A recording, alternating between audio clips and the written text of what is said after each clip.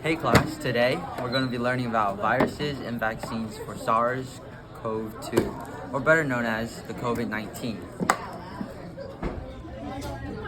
Are there different types of vaccines?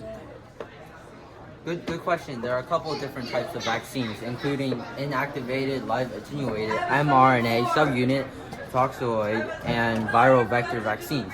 On that note, the vaccines for COVID available in the US and approved by the FDA are 2 mRNA vaccines and 1 subunit vaccine, not including vaccine variations and boosters. I remember what the mRNA vaccine does. It introduces mRNA that codes for a protein found on the surface of a virus, specifically a COVID virus cell surface protein. Our body then translates that mRNA, and our body provides an immune response to the protein, and we make antibodies for the translated protein. Precisely.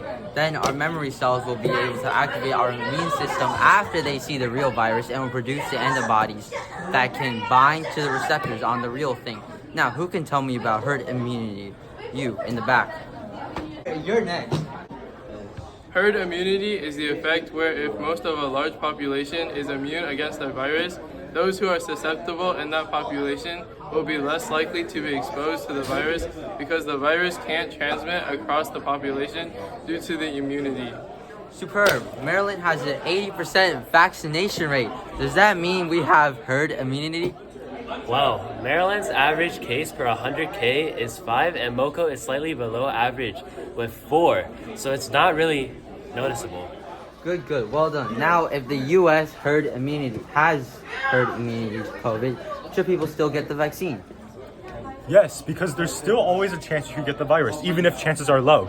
That's why people are still getting vaccines for things like chickenpox, mumps, and even polio, which is literally eradicated.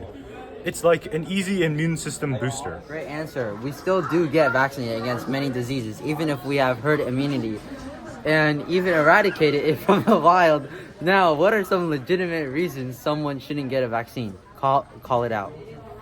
Actually, there may be side effects of the vaccine given to them that may be harmful, such as allergic reactions or seizure, which can cause death. Nicely said. Those could all be valid reasons on why someone shouldn't get vaccinated. Now, last question. Since the CDC is telling us to get vaccines and even boosters, do you guys think it is logical to get boosters even if people are still getting COVID?